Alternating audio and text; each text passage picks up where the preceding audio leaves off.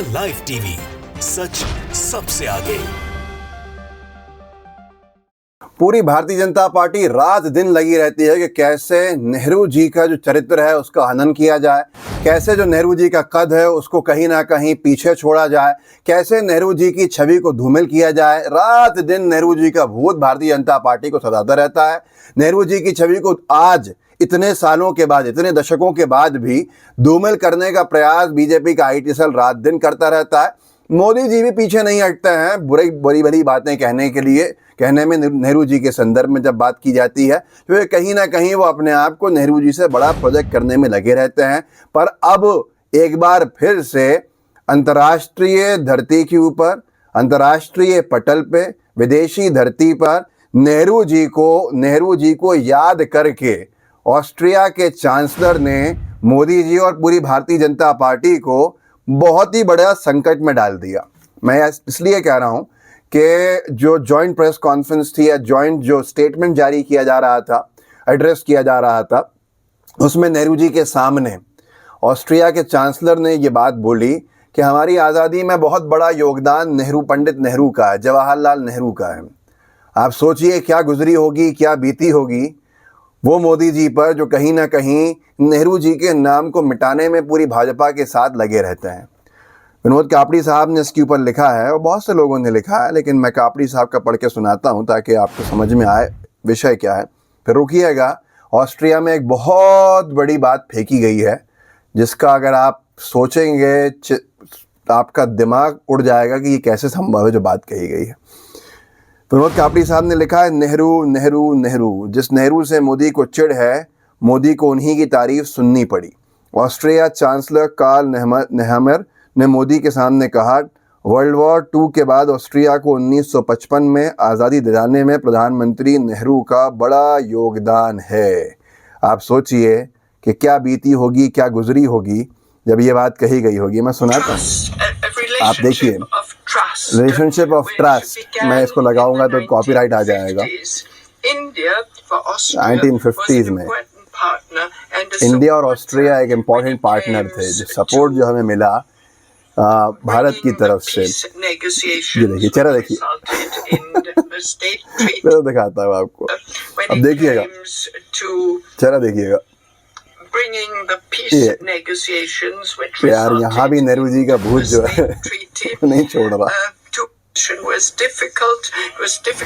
और इन्होंने आगे बात भी यही कही, Soviet Union, and it was Foreign Minister Gruber who contacted Prime Minister Nehru and asking for support in the negotiation. तो ये सारी चीजें हैं जो नेहरू जी का भूत भाजपा को कहीं पीछे नहीं छोड़ता। जहां जहां मोदी जी जाएंगे अंतर्राष्ट्रीय पटल पे, वहां वहां ये एहसास दिलाया जाएगा कि भारत का सम्मान पंडित नेहरू के दौर से बढ़ता रहा है। पंडित नेहरू का बड़ा योगदान है, इंदिरा गांधी जी का बड़ा योगदान है, अटल जी का भी योगदान है।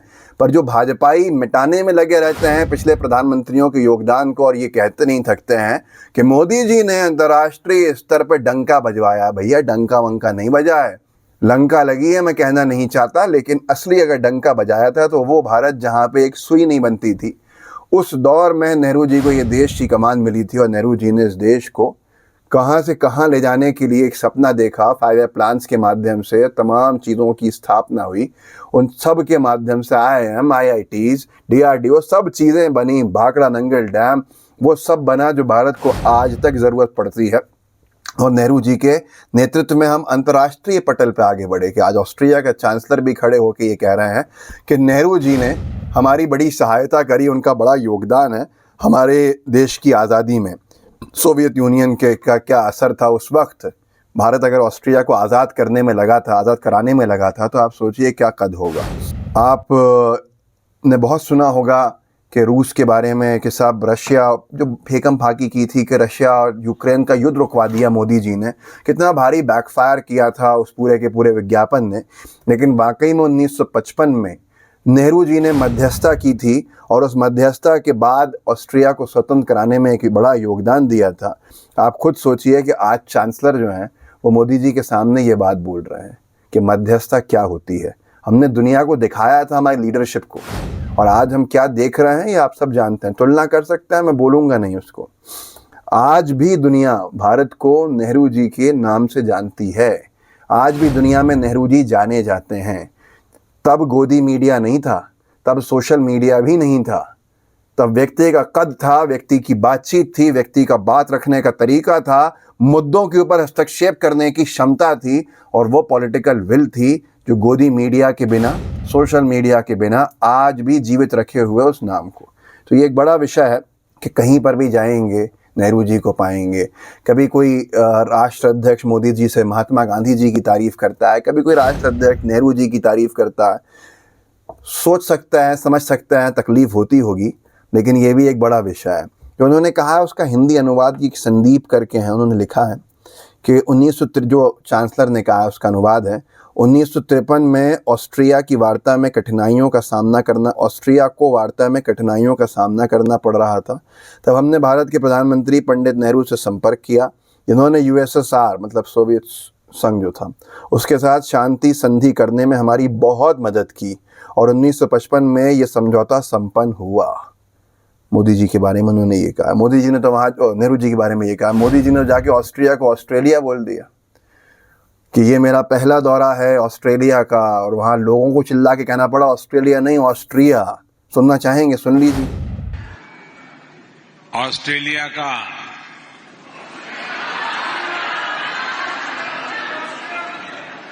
ऑस्ट्रिया का ये मेरा पहला दौरा है।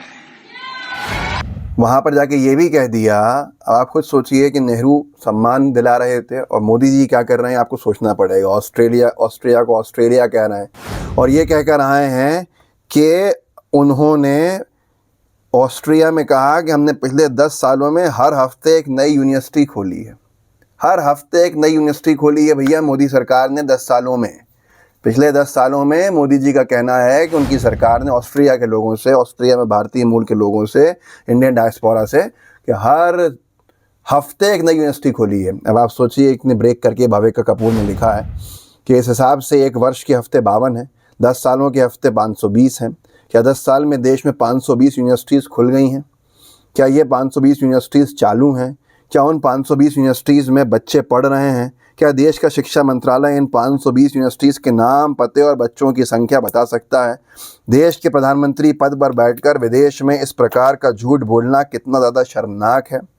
ये आदमी पागल हो चुका है क्या? शर्मनाक। एक आत्ममुग्ध महामूर्ख और घमंडी देश के प्रधानमंत्री की कुर्सी पर कब्जा करके बैठा। ये भाविका कपूर जी ने लिखा है।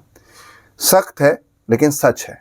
वीडियो को आगे बढ़ाइएगा और जितने आपके दोस्त हैं उनके साथ ज़रूर साझा कीजिएगा, ताकि वो धरातल पे क्या हो रहा है उसको समझ सकें। व्हाट्सएप ग्रुप्स होंगे, उनमें शेयर करने से इसकी रीच आगे बढ़ेगी और आखिर तक देखने से भी बढ़ेगी। जय हिंद, जय भारत। द लाइव टीवी, सच सबसे आगे।